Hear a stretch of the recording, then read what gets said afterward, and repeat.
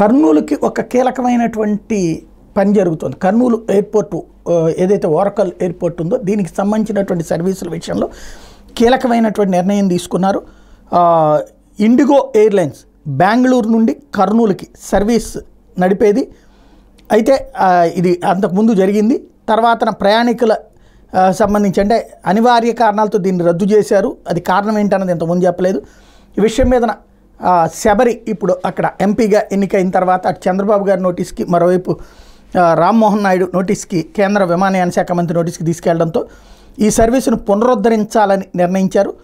వచ్చే నెల 18వ తారీఖు నుంచి సోమ, బుధవారం, శుక్రవారం అంటే ఆల్టర్నేటివ్ డేస్. సోమవారం నాడు వస్తుంది, మళ్ళీ మంగళవారం రాదు.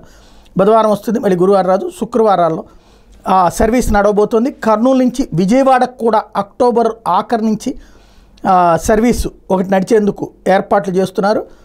రన్వే పొడిగింపుతో పాటు రాత్రి వేళలో విమానాలు ల్యాండింగ్ అయ్యేందుకు అవసరమైనటువంటి విద్యుదీకరణ పనులకి 113 కోట్ల రూపాయలతో కేంద్ర ప్రభుత్వానికి ప్రతిపాదనలు కూడా పంపించారు. కర్నూలు ప్రాంతానికి బాబు సర్కార్ ఇస్తున్నటువంటి గిఫ్ట్ అనుకోవచ్చు.